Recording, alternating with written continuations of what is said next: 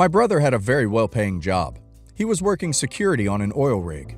I'm not sure how much he was making, but I do know that his first paycheck not only covered their bills, but Shannon bought all the kids new phones and went on a shopping spree for clothes for herself. From what I remember, my brother would be gone for a month, maybe two, and then be home for a month. When he was gone, he would be somewhere around the world. I believe one time they actually traveled around France. About half a year into his job, Shannon announced she was pregnant, with twins no less. My mother was both happy and devastated. She was excited for more grandchildren, but she didn't want my brother to have them with Shannon. Mainly because she started using my brother's daughter as a weapon against us. If we didn't babysit her kids, who were little terrors, then we weren't allowed to see my niece. Her children were so destructive, would get in fights with each other, empty our kitchen of all snacks and sugary drinks, and if we said anything, Shannon threw a fit. They knew this as well, because once when I was painting my nieces, the youngest one came up to me and asked if I'd do hers. I told her once I got the first coat on the other girls, I'd then do hers because they asked first. She pouted at me and told me if I didn't paint her nails right now, she was going to tell her mother I wasn't including her. I told her that wasn't true, that I would do her nails, but needed to finish the other girls' first coats. I don't think she even told her mom, but the point was the children knew that they could use their mother as a threat to get their way. I also tried my best to be nicer to Shannon, and this backfired on me. When they came over to the house, I told Shannon that their twins would be born around Halloween, and it would be a cute idea to dress them as Twinkies. Twins, Twinkies, get it? Shannon suddenly busted out crying, saying she lost the children. I felt horrible and started apologizing. After they left, my mom was a mixture of sad and relieved, and then ultimately sad, stating that she didn't like Shannon, but no one deserved that. Fast forward several years to current year. Shannon has left my brother for what she thought was a richer man.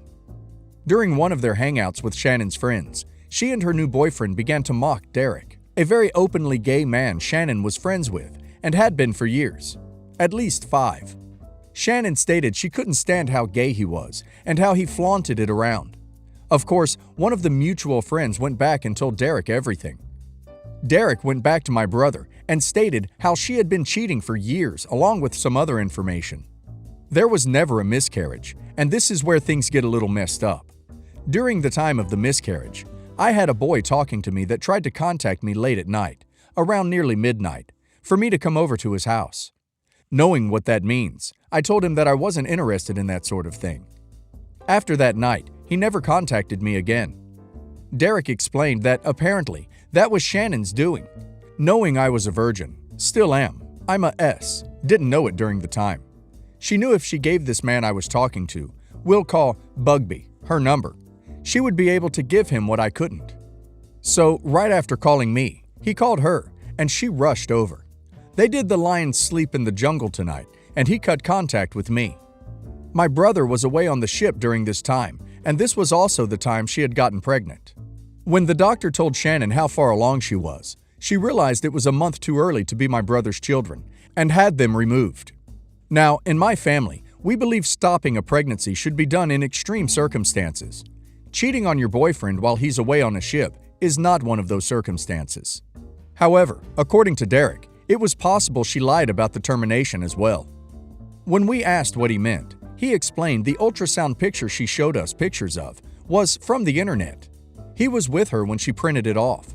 She told him she needed it to show Bugby to get money for the A, but didn't know she was planning to show it to us as well.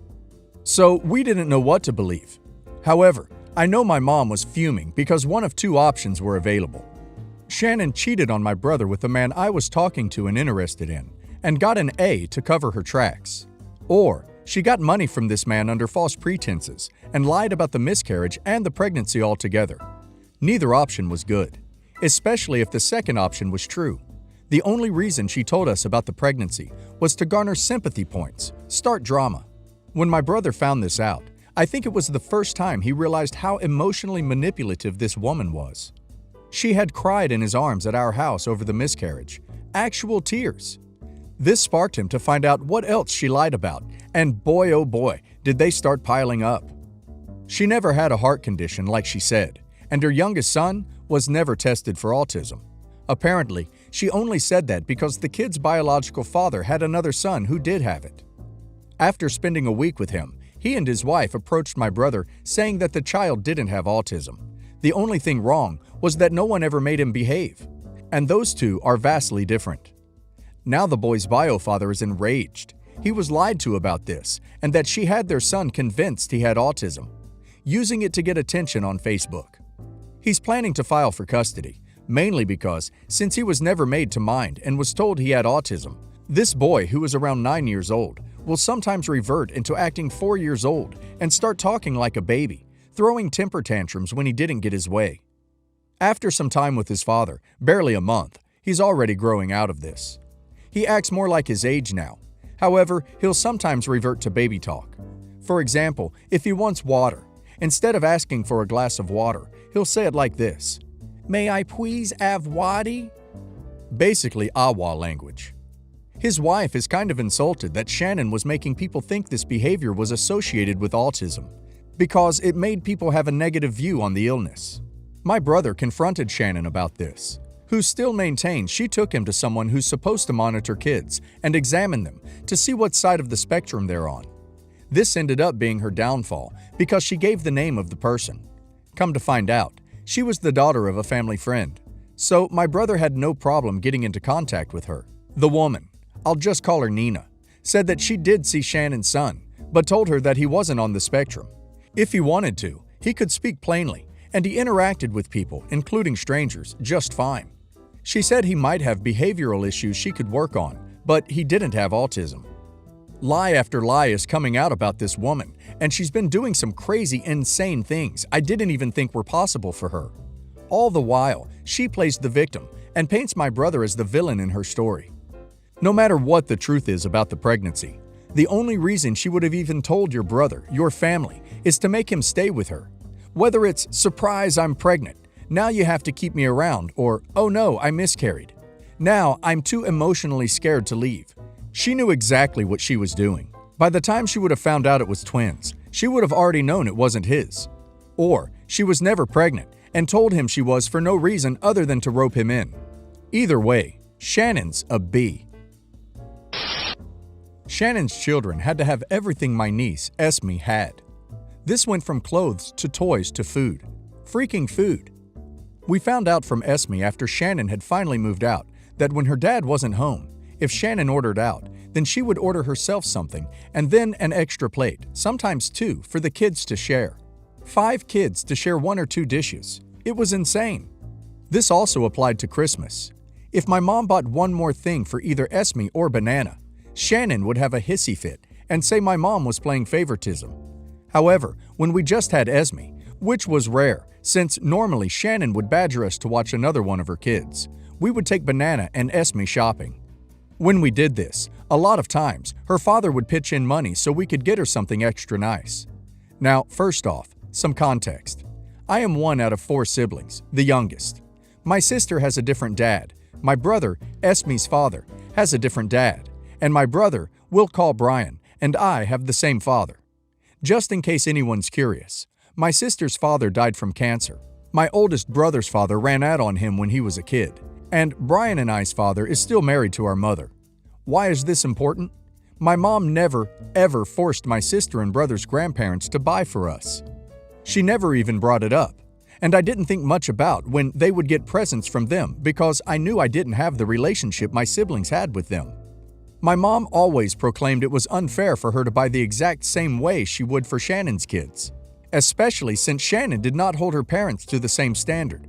They never bought for Esme. So, due to having to buy the exact same for 6 kids, not being called cheap if she tried to get them a bunch of gifts for a smaller price, Esme didn't get much for Christmas and then would have to watch Shannon's kids come home with special gifts from their grandparents. And half the time, Shannon's kids would end up taking Esme's clothing, since she was close in age with her 2 daughters, or break her toys. Well, Brian lived on his own at this point and didn't have a lot of money, so he didn't buy for everyone this particular Christmas. He only bought for Esme and Banana, since they're kids. On Christmas Eve, we always open presents on the eve and then go to my grandparents' house on the day. He brought over a scooter for Banana and a volleyball for Esme. She was just getting into the sport at the time. The only problem was, Shannon and her kids were there. Shannon's youngest daughter came bouncing up to Brian after he handed the gifts over to Esme and Banana, asking where hers was. Brian, being the blunt, straight-to-the-point person he was, simply stated he only bought for Esme and Banana because he didn't have a lot of money. Oh boy, did Shannon get angry. She instantly stood up, told her kids to grab their stuff and go out to the car. They did, and Shannon marched out, giving my brother Brian dirty looks and even left her own presents there my mother had gotten her. My mom tried several times to give them to her. They eventually went straight into the garbage. My mom told Brian she's not sure he should have done that, but really wanted to keep the peace around the holidays because my grandfather, during the time, was sick and we didn't know how many more Christmases we'd get with him. Brian said he didn't care. Not only was he sick of this double standard of not being able to buy one item more or different for Esme and Shannon's parents not being held to the same standard, but he said it was outrageous for Sharon to expect him to buy for her children. Children he had only seen a handful of times and had no kind of emotional relationship with. Especially when he wasn't allowed to get different presents or cheap presents, meaning he'd have to pay for the same gifts 6 times. I didn't agree with completely excluding Shannon's kids, since they were just kids. They couldn't help what their mother pulled. But Brian stayed firm on his stance, because Esme's Christmas was always ruined by this kind of pandering. The next day, when we were supposed to meet up for Christmas at my grandparents', my brother and Shannon didn't show.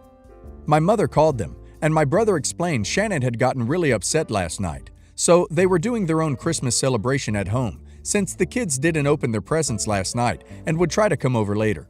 Shannon threw a world-class fit and began breaking down crying, saying she felt like his family hated her, before, of course, faking heart complications.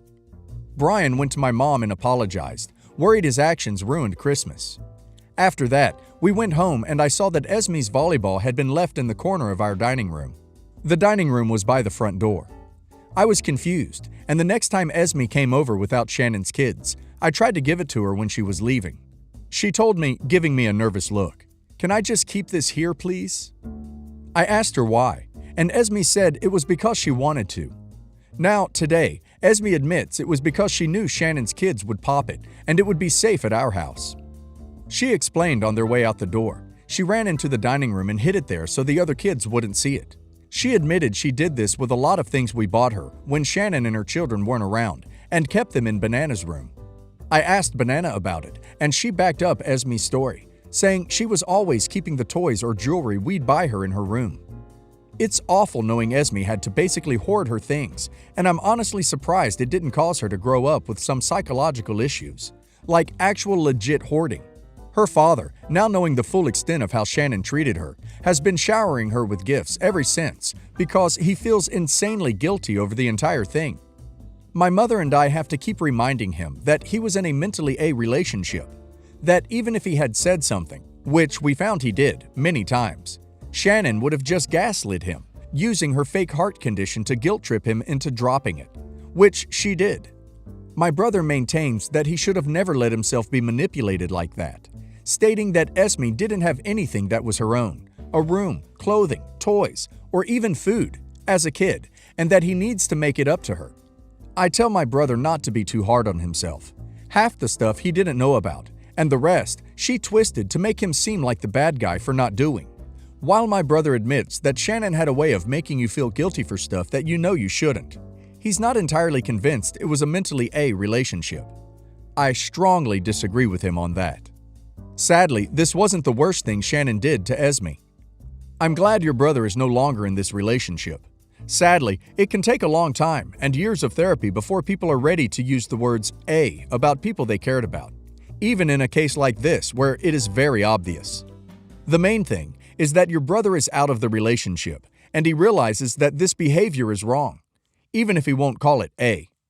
Not only was Shannon's behavior emotionally damaging for Esme, but she's even setting her own kids up for disaster. By teaching her kids to expect the exact same treatment as Esme and Banana from their family, but also allowing them to get better treatment than them from their own grandparents. She's just teaching them that there are no boundary lines. Eventually, those kids will just assume that everyone is supposed to pander to them, regardless of relationship. And I can tell you, The real world will hit them with a reality check a mile wide. Not to mention, letting her kids take and/or break Esme's belongings without consequences. Seriously, my heart broke when poor Esme had to hide her stuff just to keep it safe. How will that translate when they're older and they think they can just have whatever they want because their mommy said so? Or when they decide to break something because they couldn't have it? God, Shannon's a bee, and I'd love to punch her.